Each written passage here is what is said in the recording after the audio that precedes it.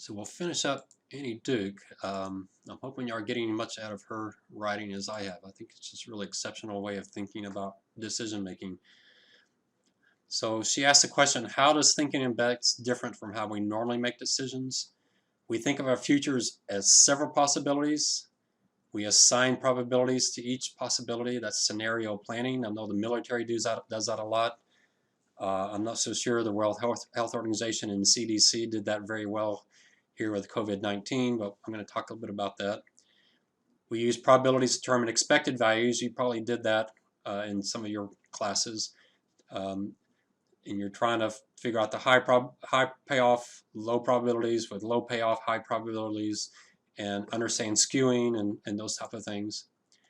We value optionality in decisions. That's something I think finance often misses. Something I think Taleb as well thinks about is having an option down the line to do A or B is a really powerful and valuable thing. Finance does value options, but it's a really difficult mathematical thing to do. But we don't normally in our mental thinking put optionality into our decisions, and that's extremely important. I didn't really cover optionality in the rest of her book here, so this is one thing thrown in here at the end, but it is extremely important. We imagine where we're going and walk backwards. That's called backcasting. So with backcasting, you can backcast from a good outcome or a bad outcome. And what studies have found is backcasting from a bad outcome is actually, it's known as negative visualization, and is actually more powerful than coming from a good outcome. So let's say someone has a goal of, I want to lose 30 pounds this year. So a good outcome would be, okay, I'm at the end of the year and I've lost 30 pounds and everything worked out well. That's because I stuck with my diet. I didn't buy candy at the store. The other way of thinking about it is, okay, it's the end of the year, and not only did I not lose 30 pounds, but I gained 5 pounds. How did that happen? Well, probably I did really well for 3 or 4 months, and then a friend had a party, and I ate a bunch, and since I did that for a few weeks, and I gained back everything, and then I got back on the diet again, and then someone had a party, and then Thanksgiving came around, and Christmas came around, and then you're automatically thinking in advance, where were those places where you had your hurdles, it messed you up, threw you off, and then you can plan in advance. I have a friend who's lost some weight, and he did back testing or back casting, and his problem was proportion size. And so he started something at the beginning of the year where every meal he used a very small plate. And he always did that. If he went to a party, he brought his own small plate, just in case they didn't have one. So that every time he wanted to get something to eat, he would have to go back many, many, many times, and he discovered that worked really well. So you try to think, what is it that messes you up, and then start thinking about strategies that overcome that. If it's Thanksgiving or Christmas, I've got a theory. What I do for Thanksgiving and Christmas, I know I'm going to eat a lot at Thanksgiving and Christmas. So on October 1st, I actually do what's called a preemptive diet. I actually start losing weight on October 1st, so that by the time Thanksgiving comes around, I'm about 5 or 6 pounds underweight. And then when Christmas comes around, I'm still 5 or 6 pounds underweight. If I don't gain it back at Thanksgiving and Christmas, then I just gain it back in my trip to Costa Rica every January. I've been doing that the last several years. I told my doctor dad, and he doubled over laughing, thinking it was crazy. But to me, it's just my way of preparing in advance. I know I'm going to want to eat a bunch. There's a lot of food everywhere. People bring food. Relatives send me food. So I'm going to take the diet in advance so that rather than eating a bunch and having to lose it in January, I'll instead lose the weight and I'll gain it back Thanksgiving and Christmas, which to me is a lot more fun anyway. But each person is going to have their own strategy. You have to think about this in finance as well. Buying a stock and thinking about why it didn't work out to get you thinking through those scenarios. But we're much better at planning to establish plans to overcome our obstacles if we acknowledge that up front. And then the last thing she says is how thinking in bets differs is we see good outcomes as just one branch of many possible paths, not as inevitable, trying to avoid that hindsight bias. So in summary, life is a long game. She's thinking poker. You can get many poker hands. You can't play in a way that you're going to be out of the game after one hand. We will still fail. The goal is not to be perfect and win every single poker hand. Your goal is to end up with more chips than you started the game with. And I mean that more metaphysically than financially. The goal isn't to die with as much money as possible, but it's to be as content with your life as much as possible. The goal is to improve. The goal is to learn from each decision and outcome. It requires brutal honesty.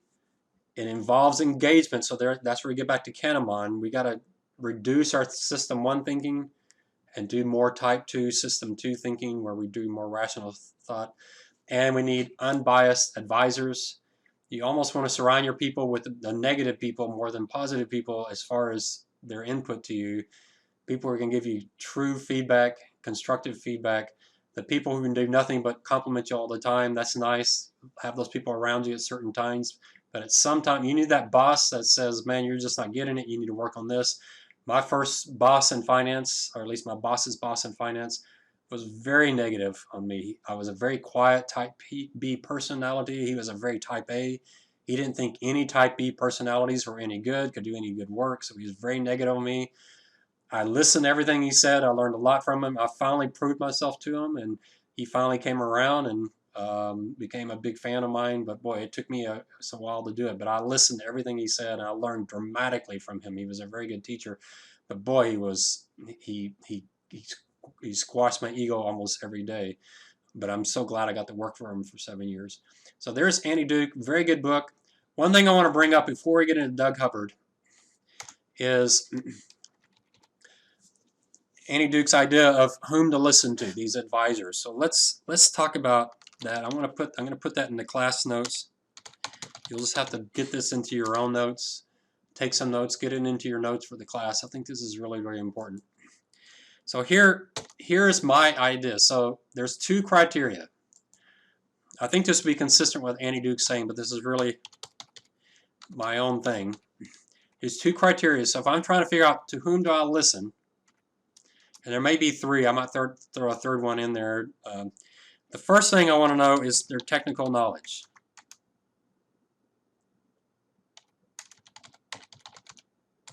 Do they know what they're talking about?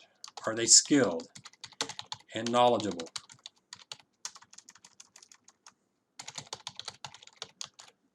So that's important. The second thing I want to know is what are their incentives? I want their main incentive is to be correct.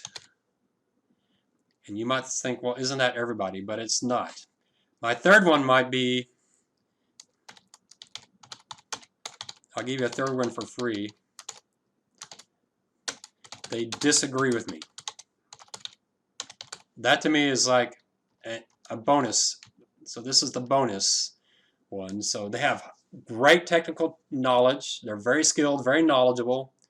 Their main incentive is to be correct. Their main goal is to be right. And I'll talk a bit about that. And then the third one is if they disagree with me, even the better. Because that means they're very knowledgeable. Their goal is to figure out what is the right answer, and they disagree with me. I'm going to learn from this person. If they agree with me, they're probably just going to pump on my ego. I'm going to say, wow, look how smart I am. But if they disagree with me, they're probably going to knock down my ego some, and I'm going to see something I didn't see before. So let me give you an example here. Let's do an example of global warming.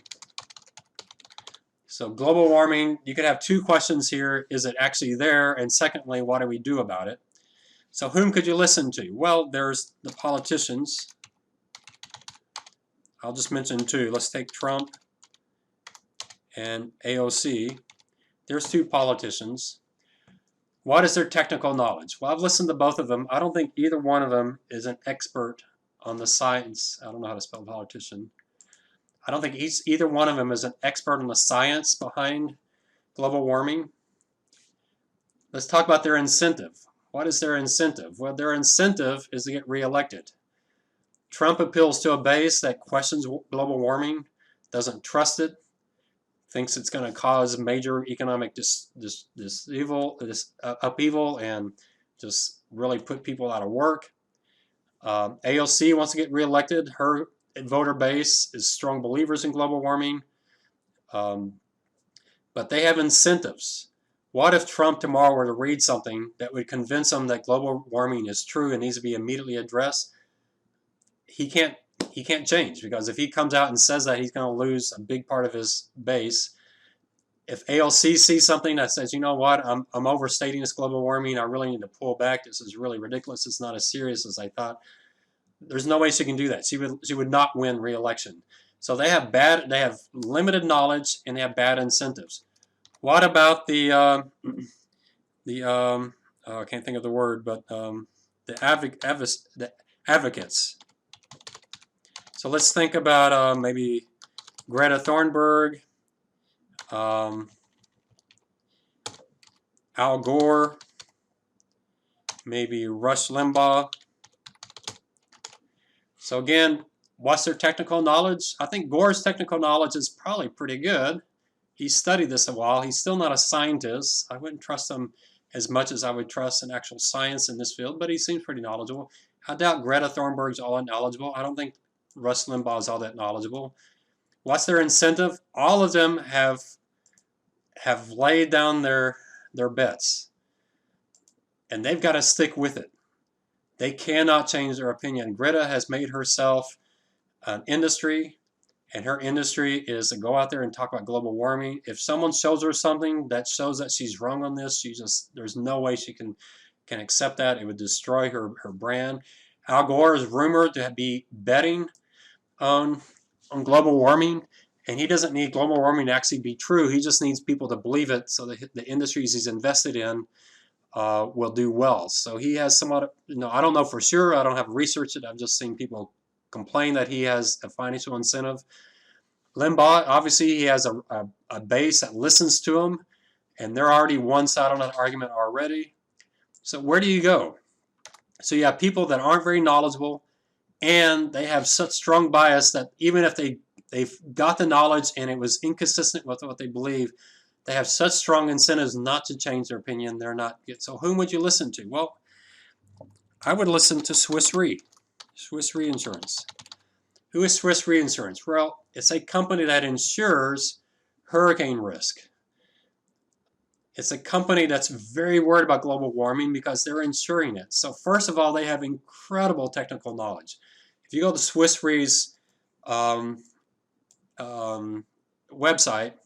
you'll see all kinds of articles on global warming. They have incredible technical knowledge.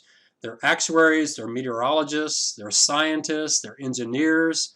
They know this material backwards and forwards. Swiss Re and the catastrophe modelers.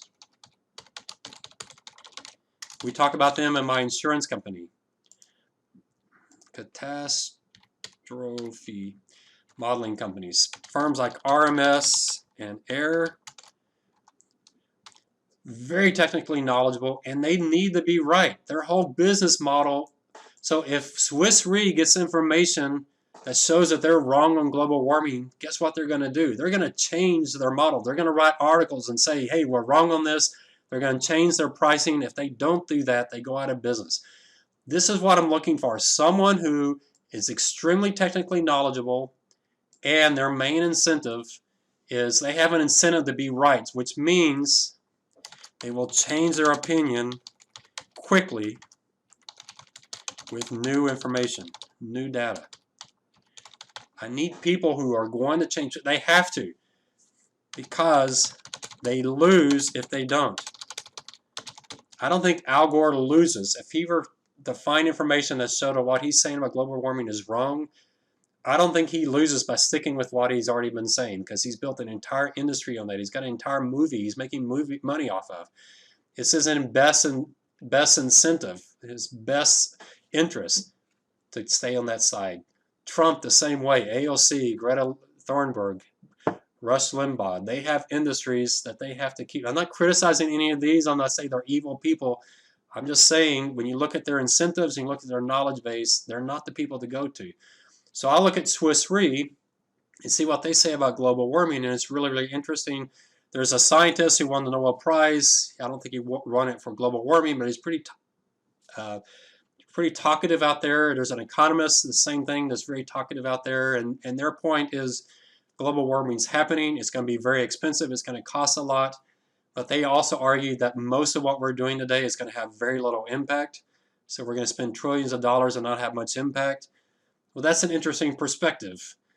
but they have a little bit of bias because of their background, but they're a little bit freer in their incentives than these groups. So I listen and I find it really, really interesting. I've seen some other on TED Talks just the exact opposite, talking about global warming and that we do have some solutions that will work, and talking about that. I want to hear those people, but I really love the people that are technically capable, competent, highly skilled, and they have a strong financial incentive to be right such that they will change their opinion quickly. And that also means they have little ego invested. Those are the hardest people to find. I actually think these group politicians and advocates, they have so much of their ego invested, they almost, you could hit them over the head with a frying pan with the truth and tell them with absolute, someone could, from 100 years from now, could come back, do time travel, and tell them exactly what's going to happen next 100 years. And even with that, they just would not be able to change their opinion. Swiss Re would love to go into the future and talk to someone about global warming because it would greatly improve their business model. You can do the same thing if you want to do it for COVID-19. So COVID-19, the politicians, they're trying to get elected. They either want to make the incumbents look stupid, or they want to make it look like if they are the incumbent, and if they're the challenger, they want to make the incumbent look stupid because they want to get elected. If they're incumbent, they want to make it look like they're doing a great job. That's their goal. Advocates, boy, you take on COVID-19, you got the CDC and WHO. Boy, they're definitely technically knowledgeable, but also the CDC and WHO, they also want a lot of funding. They want this crisis to be huge because that's how they get more money, they get more attention. Congress makes sure they're funded every year. That might be right, but they have an incentive that I don't like. And that's why when you see CDC and WHO in these type of environments, their initial forecasts are almost always astronomically way too high. You think about the initial estimates of the number of deaths in the U.S., the minimum was 100,000 deaths, and now they're talking 60,000. How could their minimum, the low end, when they had so little knowledge, they had so little information, how could their low end be 100,000? Their low end should have been 20,000. And their high end maybe was 1 million. But you see these organizations that their incentive contradicts the discovery of truth. Now maybe they're still honest people, but they still have that incentive. Their main incentive may be to be right.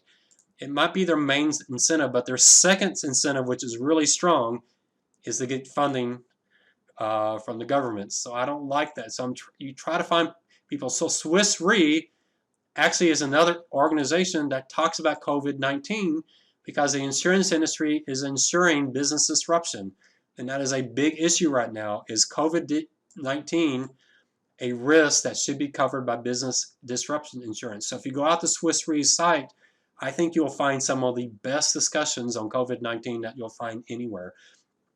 There are probably other groups like that. I'm a big fan of actuaries, big fan of economists generally. But ask the question, what is their main incentive? What is their knowledge base? Listen to the people that have an incredible incentive to be right, especially a financial incentive to be right, that are technically competent, and I think you'll do much, much better in your career. All right, so that will be it for this class. Hopefully you can put it on pause and type this up. I'm not going to give it to you in the notes, so I want you to type it so you can see it. Maybe put it in your own words. I'm kind of curious what y'all think about this. Y'all teach me. How can I do this better? This is a quick model that I've been using the last few years. If you want to improve it, put it in your class notes and highlight it because I go through the class notes pretty quickly. So give me an email or a note that you want me to really read that section, or highlight it in yellow that you want me to read it. All right, what we're going to do next is we're going to talk Hubbard, and we'll get into Hubbard. But what I want you to do, I have an entire class where I want you to watch this video, and then I'll put this into the email for the week. So this will be our next class. It'll be the entire class because it's about an hour-long video. I want you to watch the video, and then your class notes will be answering 16 questions that I'm going to give you. And then in the class after that, I'll go through those 16 questions, and then you'll submit that. I won't actually grade them, but I will look to see if you generally got them correctly. Some of the questions are actually answered here, and this is one of the questions up here. I really like Doug Hubbard, and we'll talk a little bit about what he says, but pretty quickly, most of it's going to be answering those 16 questions. So we'll start there next class. And so hopefully you're getting some good ideas for how to think about risk and decision making from these great thinkers in finance. And I think Hubbard's going to even open up your mind to even better ways of thinking about risk.